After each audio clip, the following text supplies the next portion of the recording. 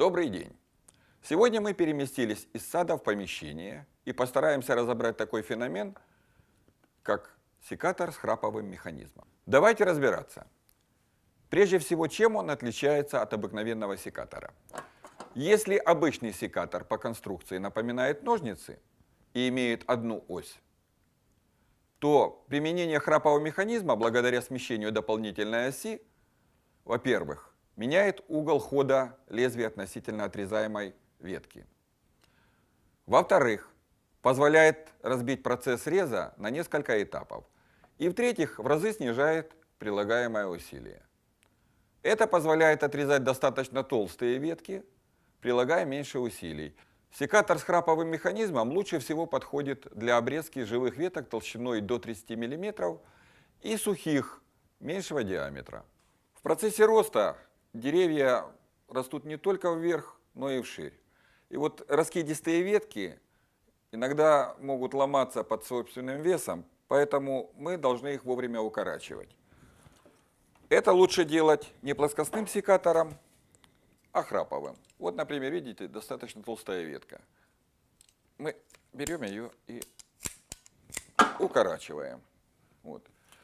Плечо меняется, ветка не будет мешать ходить по саду, не будет ломаться и нормально зарастет. Помимо этого случается еще такая ситуация. Иногда мы забываем вырезать какой-то либо волчок, вот, и он успевает разрастись до достаточно большой толщины. Убирать такой волчок плоскостным секатором сложно, а вот храповый как раз пригодится. Бывают случаи, когда применение храпового секатора неуместно. Например, удаление молодых побегов. Конструкция храпового механизма заставляет нас делать лишние движения и тратить время. В таком случае достаточно обычного плоскостного секатора. Хотя при определенном опыте, не открывая секатор полностью, вполне возможно делать резы за одно сжатие.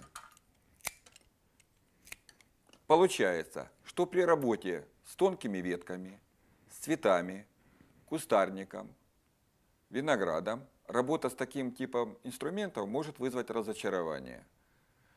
При выборе любого инструмента необходимо руководствоваться операциями, которые вы собираетесь производить.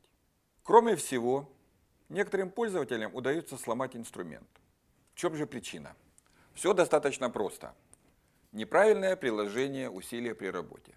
Это происходит потому, что люди пользуются им как обыкновенным секатором. То есть жмут до упора, иногда хватаясь обеими руками. В данном случае лапка фиксатора упирается в нижнюю ручку и не работает.